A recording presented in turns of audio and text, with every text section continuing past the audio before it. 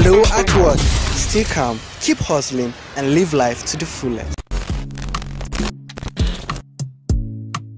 Get ready to be entertained and inspired by the incredible stories around the globe. Don't miss out on the excitement. Hello at Work is an ultimate TV program that brings to you the interesting stories and daily happenings worldwide. Join us Mondays and Thursdays 10 a.m. as we dive into the daily happenings and stories. Tune in and stay. Say hello to the world as you bring in your ideas, as it is a perfect blend of entertainment and information. Get ready to stay up to date while at our Facebook page at Unity Radio FM TV. Just you can like our page and drop your comment, and we'll be taking it shortly. And also you can follow us on our YouTube channel at Unity FM and Unity TV. Just and also you can drop your text message on 09094150677. That is just for text message. I call again 09092743277. Alright, our first story for today reads EFCC chairman orders arrest of officers who broke into hotel rooms in Lagos. The executive chairman of the Economic and Financial Crime Commission, EFCC, Ola Olukoyede, has ordered the arrest of his officers involved in the manhandling of a female staff of a regional hotel, Ojo, Lagos. Report has it that in a video trending on social media platforms, the EFCC officials addressed in Mufti were seen barging into one of the hotel rooms. An unidentified lady, said to be the manager of the hotel, was seen trying to open the door from the inside. When the men opened it, forcefully, one of them was seen slapping the lady reportedly before he ordered her out of the room. The incident was captured on closed-circuit television (CCTV) and has since generated outrage online. Reacting to the development, Olukoyede, in a statement on Thursday, said the happened during an early morning stringed operation. He said the operation led to the arrest of a sizable number of suspects who were still being profiled, adding that appropriate disciplinary measures will be taken against any of the officers found culpable in the incident. The statement read, the EFCC boss has also ordered detailed investigation of the operation carried out at the hotel and assured the appropriate disciplinary measures will be taken against any of the officers found to be culpable. Olukoyede assures the general public that the EFCC will continue to ply its job professionally and with profound respect to the rule of law. Wow, this is... Okay, first of all, why will you go to a hotel as a security on Mufti? You were on Mufti. Who does that? It's just unfortunate that I think some of our security men just find pleasure in harassing people. As an officer of the law, why will you go to a place in Mufti and then you went on harassing people? It's just so good that the chairman have assured the public that justice will be served. If not, it is going to be really sad that they barge into the hotel and then harass that woman like that. Now, where is our freedom if people will just, if security men will be the harassing us? How safe do we think we are? We always say this on the program here. We always don't feel safe. We always don't feel secure if security men will be the ones that will be harassing us. Sincerely. An EFCC official, I believe you're trained.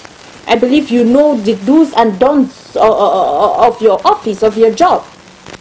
So why will you want to harass someone? Why?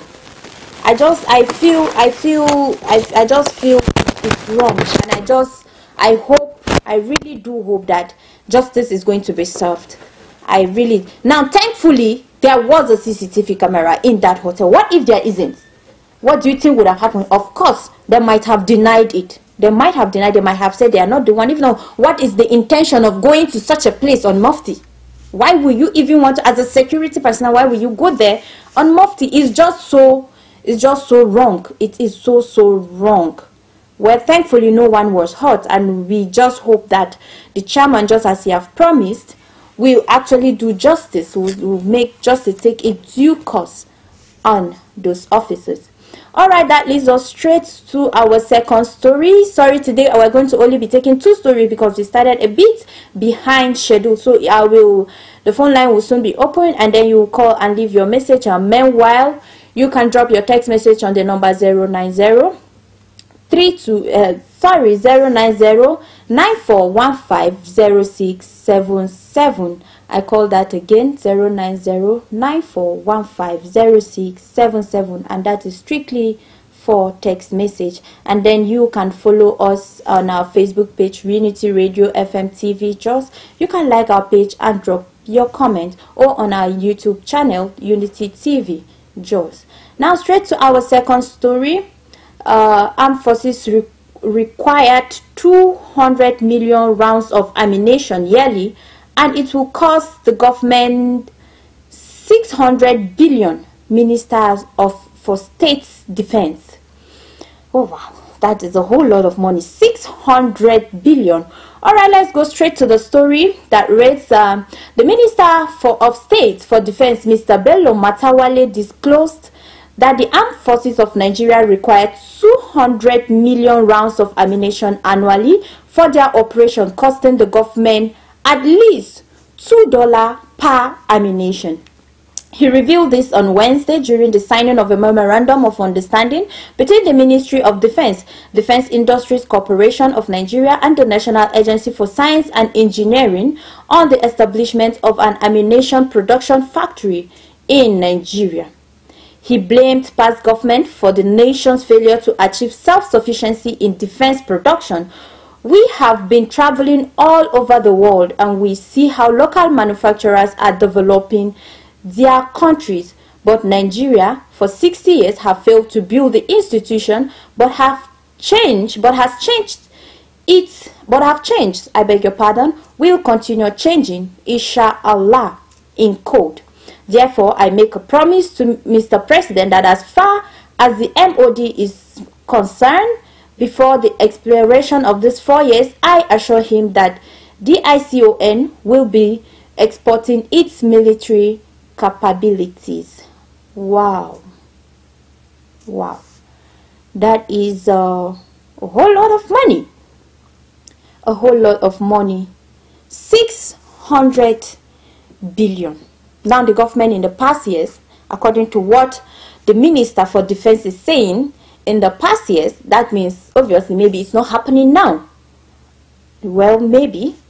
So in the past years, the government have been spending 600 billion naira to acquire ammunitions yearly. He said 200 million rounds of ammunition costs the government 600 billion yearly. That is a whole lot of money, and of course a whole lot of ammunitions. And then that brings me to the question: if we are spending this much on ammunition, on ammunition, just ammunition, how comes we are still faced with banditry? How comes we are still faced with terrorism, with one chance, with kidnapping, with petty thieves in the area and all? How comes we're still faced with all those security challenges? What are those numbers of ammunition used for yearly? 200 million ammunitions yearly. What have they been used for? What is it used for? And then we are still passing through this difficulty when it comes to security. With the amount of money the government is pumping into this, wow, this is not adding up to me. If it's not adding up, okay, if we're spending this amount of money, what are the ammunitions used for? What are they used for? Where are they being taken to? What are they if yearly? That means every year they do that. That means in a year, a total amount of 200 million worth of ammunition is normally exhausted. Exhausted in doing what? What do they do with it? We hardly hear the cases of them invading into hideouts, all those terrorist hideouts, and engaging in open fire and all. Why how comes? It's just not adding up. I think if really, thank God they are now trying to tell us that they are going into a memorandum of understanding with the Defense Ministry, the Defense Industry Corporation, and National Agency for Science and Engineering. I just hope if they do that, we're going to be having less of security issues, because we cannot be spending a lot of money like that and then we're not feeling it, we're not seeing it. Our security challenges is still facing our security system is still facing a whole lot of challenges. We wake up every day to one news or the other that has to do with kidnap, that has to do with other stuff. What are they using those ammunition for? What are they using it for? We don't have the issues of open fire in all those terrorists hideout. Is it that? I don't know. I just can't even add up this. But then I just really hope that this time around we're going to have a different thing when it comes to the security in Nigeria, because over the years I think our security system is very poor. You wake up every day to sad news of family being kidnapped. We had an issue last month or 2 months ago, the family that they kidnapped the husband, the wife, and the children, that one of the son have to lose his life. People don't have to keep dying because of things that obviously our government can help. If we are injecting so much into the security system, into the defense system, and then things like this are still happening, and then we are left with no option but then to ask our government what is happening, but to ask our leaders, especially the Minister of Finance that is coming out to say the government have been spending almost 600 billion yearly. 600 billion is no little amount. There is a whole lot of money. If they are coming out to tell us they're spending this amount of money yearly, and then we are still faced with this, I don't know where is our hope? Where should we place our hope on? If after all of this spending, after all of this cumbersome amount of money being spent, it is not telling on our security system, we still have to wake up every morning to face, to wake up to the sad news of people being kidnapped, people, terrorist attack and all. It's just so unfortunate. It's unfortunate. I think one of the failure of a system, I think is the security arm. If your security is not normally tight, if your citizens, if the people that elected you into office are not feeling safe, I just feel, to me, it's a failure as a government. It's sincerely a failure. People cannot go out with one mind, face the troubles and hustle and bustle of the day. They're always scared of being, you cannot easily travel some part of Nigeria without being scared of being kidnapped. I traveled over last week to Abuja, and there's this road. One of the passengers was talking and said, if we're going through that particular road, the driver just said, who they follow that road? Nobody they follow that road now. If he was given some certain time that kidnappers normally go through that path, and then you can hardly go through that path and you won't get kidnapped, that drivers don't follow that path. And then if people are aware of such information, if people know that, okay, between this time and this time there are going to be kidnappers there, why are our security men not knowing, officers, why are they not knowing that, okay, this is it? And then they mount the road as well, and then they arrest those people. Why? I think some years ago I lost a friend due to kidnapping. She was kidnapped, and after paying a whole lot of money, I think they asked for about 6 million. The father had to sell a lot of properties to raise that money. But then she was still killed. They only called later to tell them they should go and carry the dead body of the girl. She was traveling from Abuja to Jos. Just imagine 4 hours distance or thereabout. But you cannot even be sure of your safety. You're traveling, and then you're having you're very scared and trying to avoid some certain routes as a driver, and then you as a passenger, you're not even sure, okay, how will the journey end and all. It's just unfortunate. It is really, really unfortunate. And I think our security system, please, they should try more on it, because it's very scary. Okay, if you don't have money to fly or aeroplane, if you don't have money to go by air, you have to go by road. And then apart from the fact that the state of our roads in Nigeria are very bad, our federal roads are very bad, you can hardly travel a path, go 30 to 40 minute distance without jumping into thousands and thousands of gallops on the roads. It's terrible. The state of our roads are terrible. And then if we have to deal with the bad state of the roads, okay, at least let's be sure that we are going to travel from one place to another safe, without the fear of being kidnapped, or without the fear of being robbed. Those people will come out and rob in a broad daylight. In a broad daylight like that. It's just sad. And then you have the minister coming to say they spend this amount of money on ammunitions. What are they using it for? What are they using it for? I think it's high time we start asking our leaders, okay, minister, this thing, they should be accountable for some of these things. They won't just come and be giving us figures and then they will not be accountable for it. And then we are just suffering. And then those money is not as if it is their money, it's our money as well as theirs also. We elected them there into those offices so that they will be able to represent us. And then if they are there and they're not doing what they ought to do, come on, they should be able to face us and tell us this is it. Sincerely, this is just so unfortunate and sad. All right, this is the time where we go on a short commercial break with the men on the call. So please don't go nowhere. We will be right back.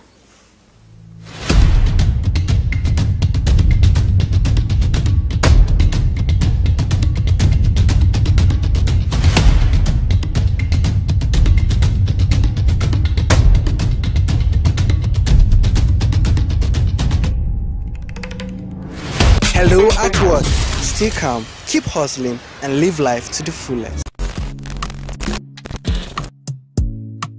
Get ready to be entertained and inspired by the incredible stories around the globe. Don't miss out on the excitement. Hello at Work is an ultimate TV program that brings to you the interesting stories and daily happenings worldwide. Join us Mondays and Thursdays, 10 a.m. as we dive into the daily happenings and stories. Tune in and stay. Say hello to the world as you bring in your ideas, as it is a perfect blend of entertainment and information. Get ready to stay up to date while being entertained. I was the head boy in my primary school, senior prefect and best graduating student in my secondary school, but drug abuse almost ruined my life. I was on an average of 2 grams of cocaine per day. I was taking 8 ampoules of pentazosine daily. European shisha, cocaine. I became a user, a dealer, and a gangster. I saw other users drowning. I knew I didn't want to be like them, but I was already trapped. My family disowned me. My employment was terminated. I sold my car, sold my house. I'll go out well-dressed and return shoeless, shirtless in exchange for drugs. I was seeing things that were not real, and I once stabbed myself because I felt something crawling under my skin. I contacted NDLEA and started therapy. I spent 3 months in therapy. I spent 8 months. It's easy to relapse, but your mind has to be stronger than the cravings. Drugs does not love you. You are not the one using drugs. Drugs are the one using you. Say no to drug abuse. The Financial Services Regulation Coordinating Committee, FSRCC, in collaboration with the National Broadcasting Commission, NBC, wishes to draw the attention of the public to the worrisome increase in the activities of illegal financial operators, IFOs, which threaten public trust and the stability of the Nigerian financial system. The FSRCC and NBC hereby advises the general public to refrain from dealing with unlicensed financial operators who deceive individuals with unrealistically high investment returns. Make sure to verify the licensing status of such companies and schemes on this website. To report any suspicions of illicit financial activities, call 0700 225 5226, 0800 225 5226, or +234 817 665 6273. Let's work together to uphold the integrity of Nigeria's financial system. Announcer, FSRCC.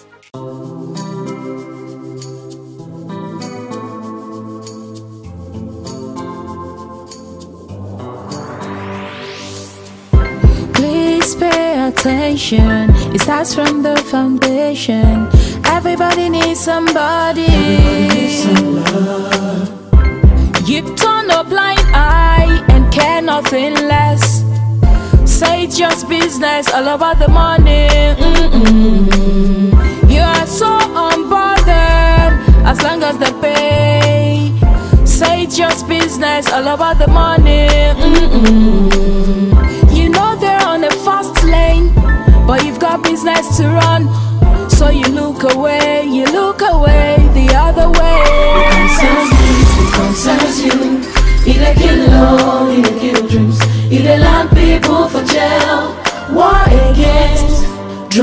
abuse.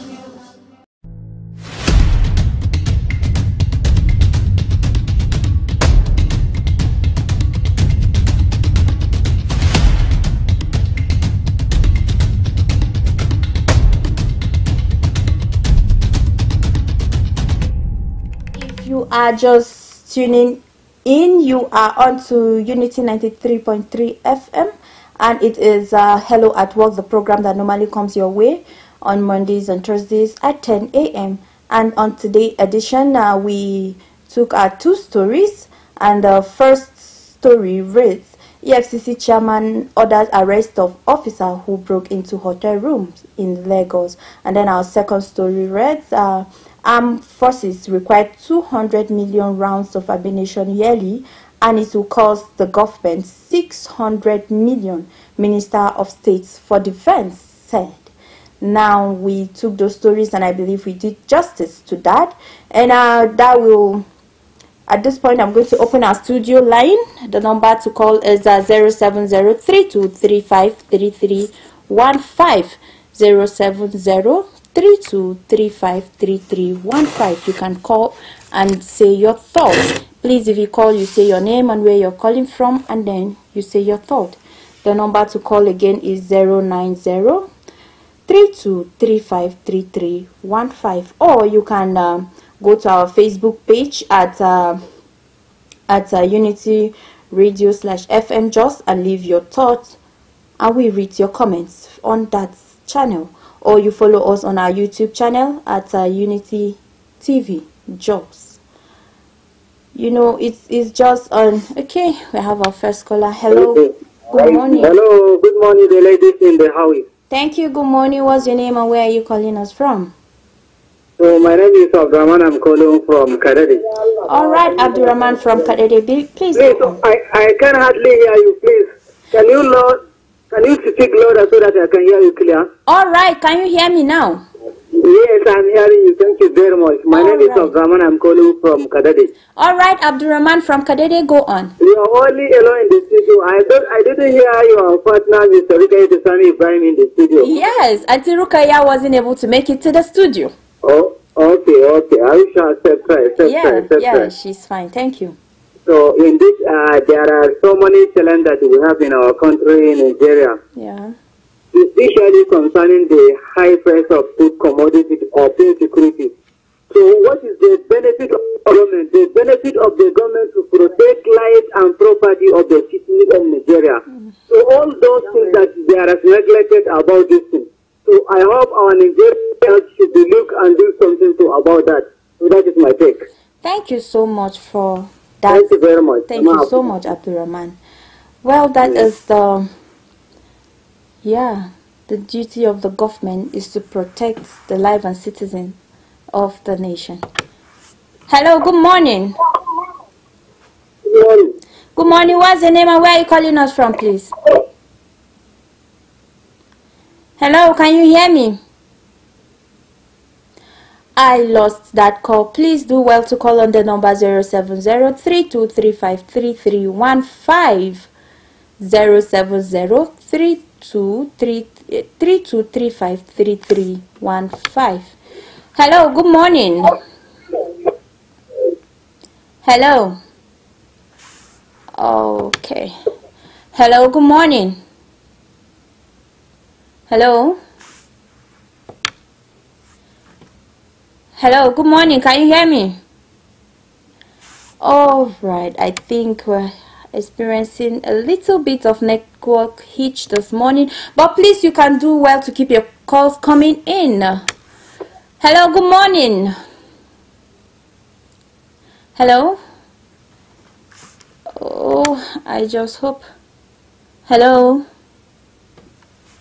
Hello, good morning. Can you hear me? Hello.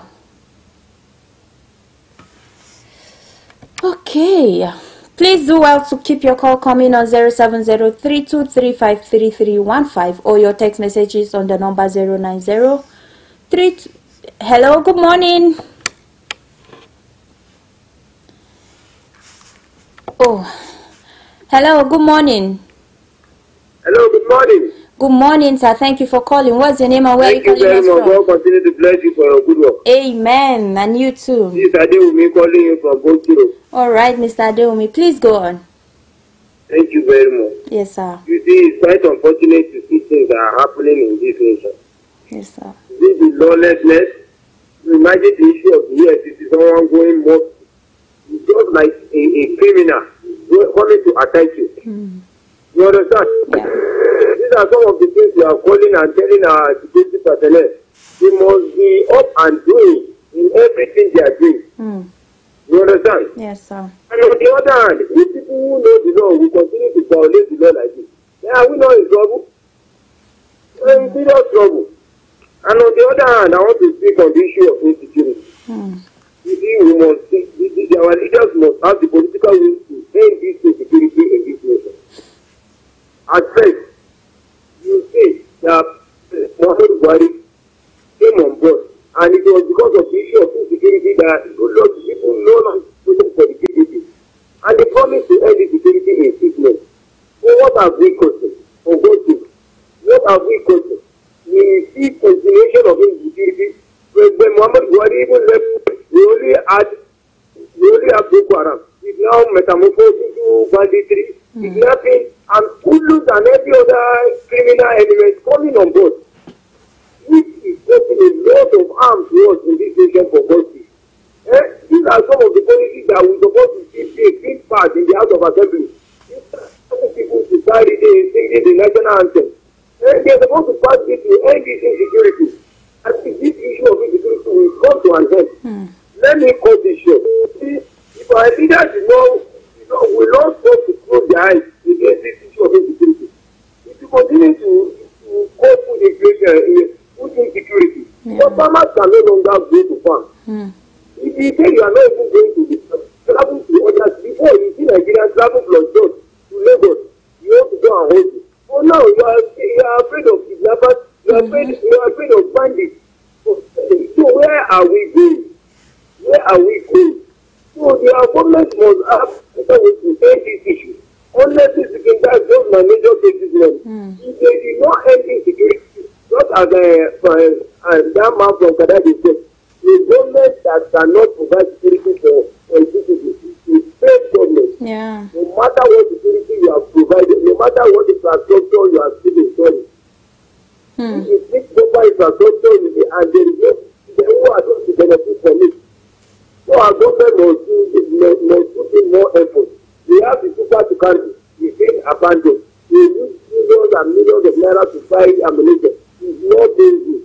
And you see, let me conclude by this. The other part of this is that these people will come up with aid. And the air that is used to bring down the 1 day. And the craft. You need to what they used to call it, rocket launcher. These civilians. And you see security personnel saying they are not being given orders to attack these people. So what are we doing? We must be up and doing and end criminal elements in this country. Thank you, and God continue to bless you for your good work. Amen. Thank you, Mr. Adewumi, for that. If a government cannot protect its citizens, then it is a failure. Even if they provide infrastructural development and any other thing, I think security comes first to me also. It does come first. Because if you are being provided with every other thing and then you are even scared of leaving your house, how then will you benefit from what they are being provided? Hello, good morning. Good morning, good present, sir. Thank you, sir. Good morning. What's your name and where are you calling us from? I'm Mr. Ike Kalu, calling you from Angorogo. All right, Mr. Ike Kalu, please go on. You see, primary responsibility of every government is to protect life and property and happiness. Yes, sir. Today, we should be asking ourselves, have our life and property been protected? Are we happy? That is the situation we are asking ourselves. If I think the present government, you are giving out 600 billion naira so that our arm manufacturing companies should be picked up. Fine. How much have we spent since inception of democracy in terms of fighting it? These are amounting into trillions. that me and you cannot even give account of. Of course. Can't we start finding a way of going into preventive measure, which is more cheaper than going to fight it? True. You see, today we are even talking about the government are even coming out to tell us that 100 and something thousand ammunition is missing from the police armory. Only the police who are these arms, whose hands is reaching. This is in the hands of the non-state actor. Yeah. Today the question me and you should ask ourselves, if police alone, this thing has been scattered away from them in terms of corruption or any other thing, tell me the little arms that are in the hands of the people, how can you retrieve them back? Yeah. You see, when you allow illegality to become profitable venture, people will queue into it. Yeah. Somebody will just carry you now and sideline you in your backyard and start negotiating you like a chicken in the market. So if you have an island, an ungoverned state, why should we have an ungoverned state? Why should that be possible? So whether we like it or not, government should try and create an avenue of retrieving these arms from all these non-state actors. Even you see the security agents that are well-trained and all these things, they are now being part of the risk. Their lives are being threatened. Sometimes of me and you that don't even know how to shoot. Yeah. You lose all this money, you deny me education, you deny me healthcare, you deny me to sleep over in my house, and people will be losing a whole lot of money saying you are doing this. You dollarize everything. So what are we talking about? We will keep on telling these leaders, all these things that you are denying us, will we allow you in future time? That is the question they should be asking themselves. Yeah. We are in a critical situation, my sister. Thank you. Thank you so much, Mr. Ike Kalu, for that beautiful one. You see, if instead of always spending millions and millions and billions of naira in order to acquire ammunitions, why not just fight it heads on? It's as every year we're spending that amount of money, and then those people are not as if they are faceless people. They are people that are known in the society. There are people that you and I know them. So why not just face those people, arrest them, clear them out of the society? Instead of channeling a whole lot of amount of money into that, let's just tackle this, look for this permanent solution. I think sincerely that would be the best idea so far, because we are so tired in Nigeria of running. In your house you can't sleep well because of your being scared of being kidnapped or something. Please, you can do well to call into the program on 070-3235-3315, or you send a text message on the number 090-94150677. I call that again, 94150677. Or you call on the number 070-3235-3315. Hello, good morning. Hello, good morning. Hello, are you there? Can you hear me? Alright, I think I lost that call. Please do well to call on the number 090-3235-3315. And one other thing that always baffles me is, this thing starts from our closest community, from our community, our immediate community. If you are in a community, especially where we in this jobs that we are faced with, all those little called boys and little, what do they call it, collating in the community. If you know those people, those boys, let it be that we start from our community, like our immediate community. If we're seeing those boys, if we know them, we should say it out. We should hand them out to the securities. Hello, good morning. Hello. We should say something. And then if you are a parent, if it's something happened, I think some weeks ago that I was being told in my community, now this boy is someone that we know in the community. You always hear people complain of how much he will always want to collect your phone. They will always, in their group, they'll collect their phones and all. I think he went to the correctional facilities a couple of times and he's been released. And then he's back into the society, and then he kept doing this same thing again.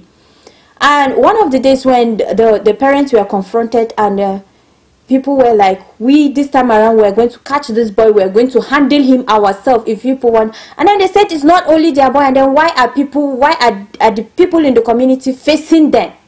Now it's every parent will love his child. Every parent, you want to protect your child. You want to make your child feel you love him, but not at the detriment of other people in the community. I think if your child is not doing what is right, and you know, and you are supporting him, I think you are a failure as a parent.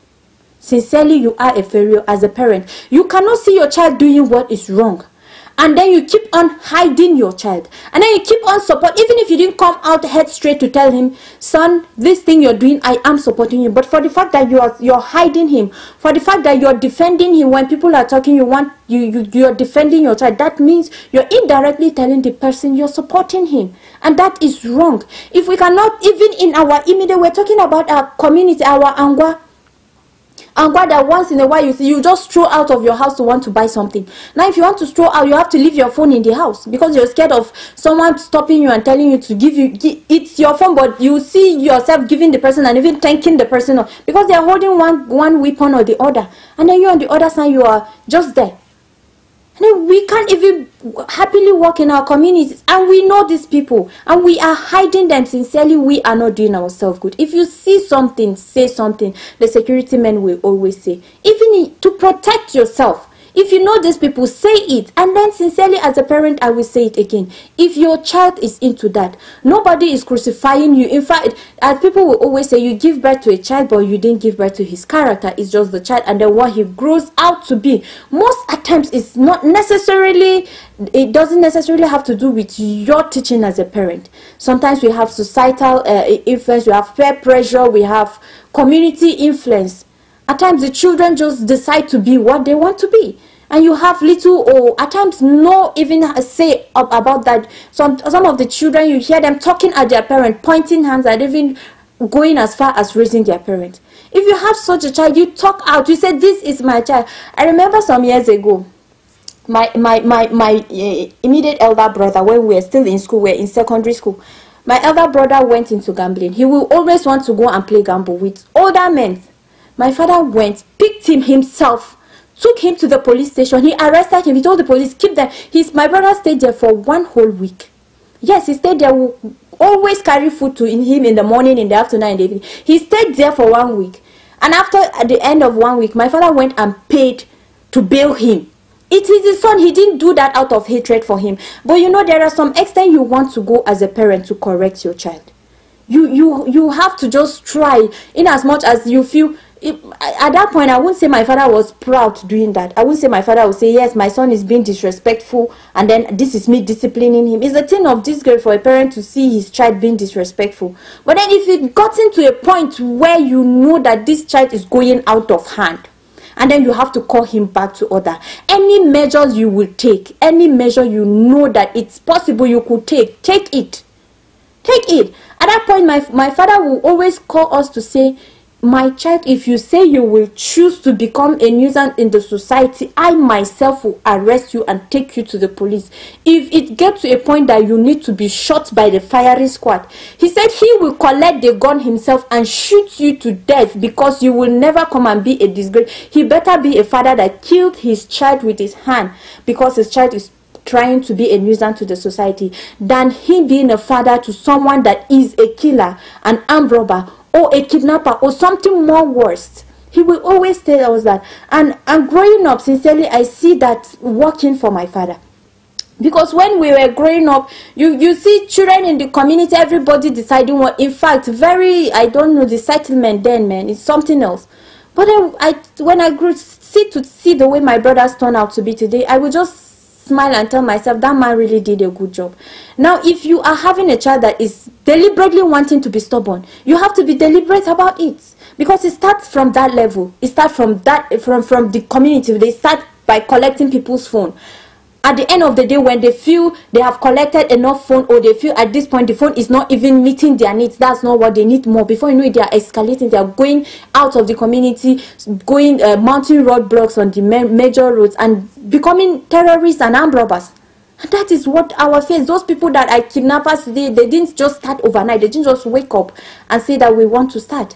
even though maybe there might be some like that, but then some also have a root. They started from a little point. So it's just not right. Okay, please, you can still do well to call up on the number 07032353315.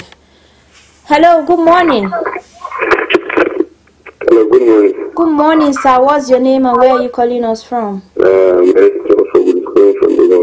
All right, Muafa Kudus from Dogo Agogo. Okay, I just called to say hi to you because I said let me come out and call you. Thank you. The last time you called to the program, you were in the hospital. Hope you're fine now. Yeah. All right, and then I still haven't forgotten my Salah gift. All right, thank you, Muhafa Kudus, for that one. He said he just called to say hi to us. Thank you. Hello, good morning. Hello. Hello, good morning. What's your name and where you call? Hello, good morning. I can hear you. What's your name and where are you calling us from? All right, sorry, I lost that call. Where you were was quite very noisy. Hello, good morning. Hello. Good morning, please. What's your name and where are you calling us from? My name is Mahmoud from hospital. All right, Mahmoud, go on. I can hear you. Hello. Yes, I can hear you, Mahmoud. Mahmoud, go on. I calling to greet you only now. All right, thank you for greeting me, Mahmoud, this morning. Hope you're fine too. Wow, I feel really loved. Just call to greet us. I feel really loved this morning. I hope you guys too are fine. Hello, good morning. Hello. Good morning. Morning. How are you? I am fine, and how are you doing too this morning? Thank you. I'm from Angoro. All right, please go on. You see, attending your program today is really sweet. And the orientation, the good orientation of the child started at home. Yeah. What kind of food that you give your children? That is the most important thing. You sit with them, tell them what they should do. Tell them what they should not do. As a father, at home. You should really sit down with them, tell them the truth. Then if my child, when I committed a crime like that, I will not be happy at all. So I said glad to you. May Allah give us the good orientation to our houses. Amen. Thank you. Thank you so much for that. And bye-bye. Yeah, bye. This will be our last caller on the program today.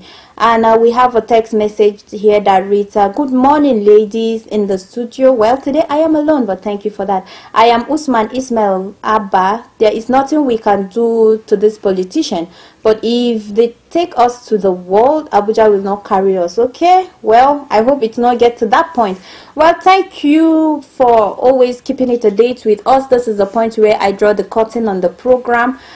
And thank you for always calling it. Thank you for always listening to us. We pray that God bless you for that. And at this point, I sign out. I remain Ferry Josephine. And please do well to always be your brother keeper. And remember, Nigeria is the only place we have. Let's safeguard it. Bye for now.